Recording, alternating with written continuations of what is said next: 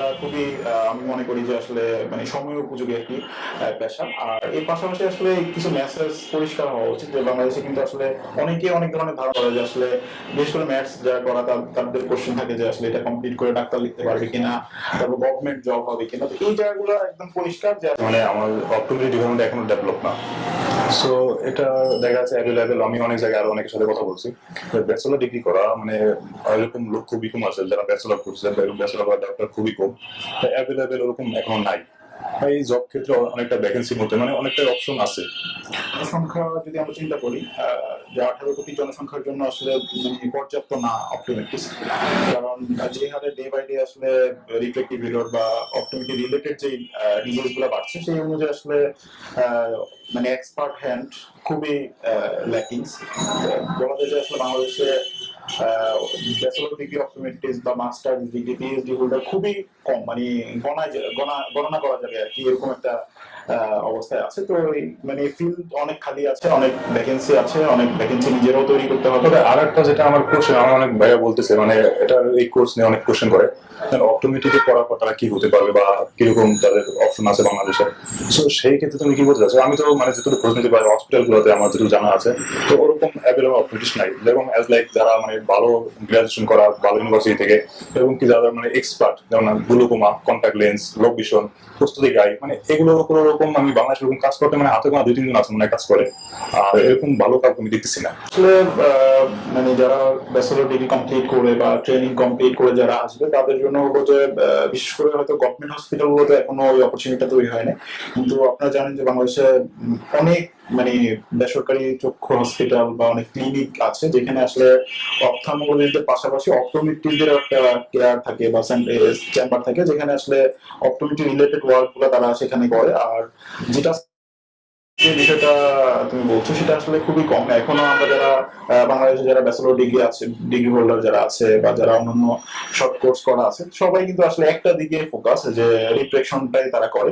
আর বাকি majority case গুলো যেগুলো আসলে বাংলাদেশে মানে সাব স্পেশালিটি প্র্যাকটিস হওয়া দরকার সেখানে মানে খুবই নামে মাত্র কয়েকজন। আমি কিছুক্ষণ আগে আমার এক দাদার সাথে কথা বললাম, ও এলবি প্রসাদ যে আই সেন্টার ইনস্টিটিউট, ওটা হচ্ছে তুমি জানো চেন্নাইতে মেন শাখা। তো তারা ওখানে ইন্টার্নশিপ করতেছে এই ডিপার্টমেন্ট থেকে। তো সে আমাকে যেরকম বলো, ওরা যায় আজকে ওদের 1 মাস হয় না এখনো ট্রেনিং এ জয়েন করছে ওরা।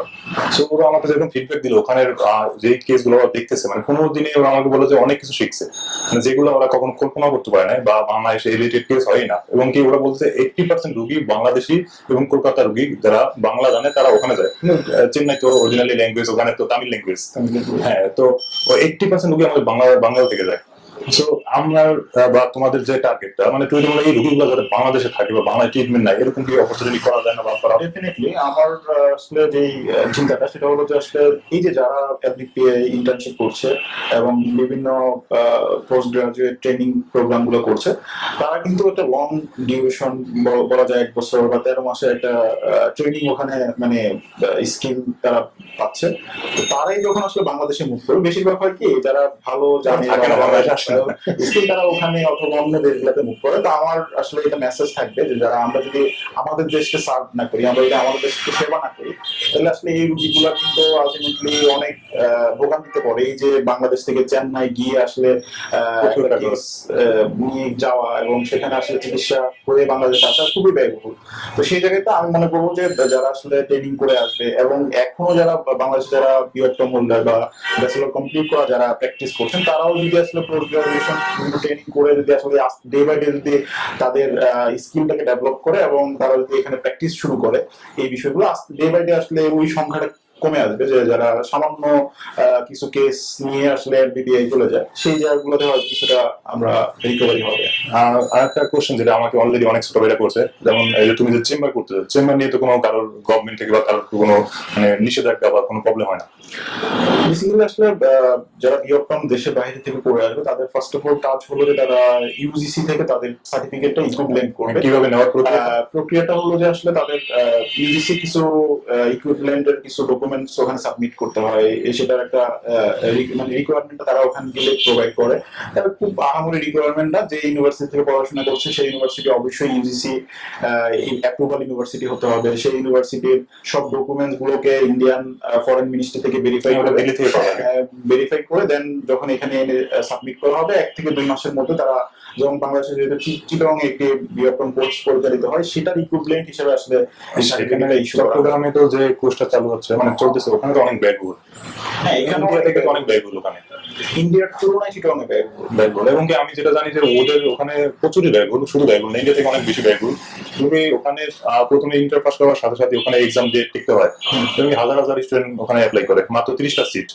আর এমনি তো বাইরে যে কোনো কান্ট্রিতে দেখা যাচ্ছে অনেকে ম্যাথস থেকে ডিপ্লোমা করা বা যে কোনো সায়েন্স ব্যাকগ্রাউন্ড থেকে ডিপ্লোমা করলে সে একটা বেটার অপরচুনিটি। কারণ আসলে যেমন আমি যেহেতু আমার ব্যাকগ্রাউন্ডটা আসলে ম্যাথস, সো আমার 4 বছরের একদম বেসিক যে মেডিকেল সায়েন্সের উপর যে নলেজটুকু, সেই নলেজটুকু থাকার কারণে আসলে অপটোমেট্রির ওয়ার্ডগুলো, অপটোমেট্রির মানে সব বিষয়গুলো বুঝতে খুবই, যেমন যারা আসলে ম্যাথস কমপ্লিট করা যারা আছে তাদের জন্য আসলে পেশাটা খুবই আমি মনে করি যে আসলে মানে সময় উপযোগী একটি পেশা। আর এর পাশাপাশি আসলে কিছু মেসেজ পরিষ্কার হওয়া উচিত যে বাংলাদেশে কিন্তু আসলে অনেকে অনেক ধরনের ধারণা করে যে আসলে বিশেষ করে ম্যাথস যারা করা তাদের কোশ্চেন থাকে যে আসলে এটা কমপ্লিট করে ডাক্তার লিখতে পারবে কিনা, তারপর গভর্নমেন্ট জব হবে কিনা। তো এই জায়গাগুলো একদম পরিষ্কার যে আসলে এখানে বিআর লেখার, ডাক্তার লেখার কোনো সুযোগ এখানে দেওয়া হয় না। ডাক্তার লিখতে হলে তো দেখা যায় এমএসসি পিএইচডি করা লাগে, পিএইচডি করতে হবে, পিএইচডি হলে সেটা ডক্টরেট ডিগ্রি, সেটা আলাদা ইস্যু। আর আরেকটা বিষয় হলো গভর্নমেন্ট আসলে আমরা হয়তো আমরা বাংলাদেশের যারা সিনিয়র অপটোমেট্রি যারা আছে, যারা দীর্ঘদিন আসলে এই পেশা ডেভেলপমেন্ট নিয়ে কাজ করছে, তারা হয়তো অনেকভাবে চেষ্টা করে যাচ্ছে এই পেশাটাকে কিভাবে গভর্নমেন্ট স্বীকৃতি বা গভর্নমেন্ট জবের অপরচুনিটি তৈরি করা। থ্যাংক ইউ, আলোচনা করে অনেক কিছু জানলো। আমি আশা করি আমাদের আজকে আলোচনা থেকে আমাদের বাংলাদেশ থেকে যারা অপটোমেট্রি করতে যাচ্ছে বা যারা করে আসছে আর যারা রানিং স্টুডেন্ট আছে তাদের অনেক উপকারিত হবে। সো আপনারা যদি আপনাদের আরো কোনো ইনফরমেশন প্রয়োজন হয় আপনারা আমাদের চ্যানেলটা সাবস্ক্রাইব করে রাখতে পারেন, এবং কি আপনারা আমাদের এখানে কমেন্ট করতে পারেন। আমার এই হোয়াটসঅ্যাপ নাম্বার দেওয়া আছে, আপনারা চাইলে আমার হোয়াটসঅ্যাপ নাম্বার কন্ট্যাক্ট করতে পারেন।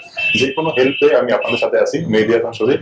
সো আমি চাচ্ছি যে অপটোমেট্রি রিলেটেড এবং কি বাংলাদেশ থেকে যারা হায়ার স্টাডি করতে যাচ্ছেন আপনাদের যে কোনো হেল্পে আমি আপনাদের সাথে সবসময় থাকবো। এবং কি দেখা যাচ্ছে বাংলাদেশ থেকে এখনো যারা ডিপ্লোমা করছে তাদের জন্য হায়ার স্টাডি করার মতো বাংলাদেশে এখনো অপরচুনিটি নাই। সো বাহিরে যে কোনো কান্ট্রি, অ্যাব্রোড এনি কান্ট্রি, আপনি সব কান্ট্রিতে সায়েন্স রিলেটেড আপনি ব্যাকগ্রাউন্ডে ডিপ্লোমা করছেন, আপনি সায়েন্স রিলেটেড যে কোনো সাবজেক্টে আপনি বাইরে হায়ার স্টাডি করতে পারবেন। যেটা আমাদের বাংলাদেশের একটাই প্রবলেম, যেটা হয়েছে যে আমাদের বাংলাদেশে তোমার দেখা যাচ্ছে কি হয়, যারা সায়েন্স নিয়ে পড়াশোনা করছে হয়তো ডিপ্লোমা পর্যন্ত তাদের সীমাবদ্ধ হয়ে যায়, মানে ইন্টার পাস, ডিপ্লোমা করা মানে ইন্টার সমান একটা কোর্স হয়, তো ওখানেই তাদের লাইফটা মানে একদম ক্লোজ হয়ে যায়। তো আমি মনে করি যে আমাদের বাংলাদেশ গভর্নমেন্টের এটা আরো ডেভেলপ করা প্রয়োজন, এবং সাথে সবাইকে হায়ার স্টাডি করার সুযোগ দেওয়া প্রয়োজন। এবং যারা যে সিলেবাসটা বর্তমানে আমি ফলো করতেছে, আমার মনে হচ্ছে যে এই সিলেবাসটা যদি তারা এইভাবে ফলো না করে অন্য কান্ট্রির সাথে ম্যাচিং করে বা ইন্টারন্যাশনাল যে সিলেবাসটা রাইট নাও চলতেছে ওটা যদি ফলো করে, তাহলে আমাদের শিক্ষা ব্যবস্থাটা আরো অনেক ডেভেলপ হবে। সো আজকে আশা করি আমাদের ভিডিও এই পর্যন্তই, অনেক বড় হয়ে গেল। আর হ্যাঁ, যারা কোনো ইনফরমেশন হলে আমরা আছি আপনাদের সাথে।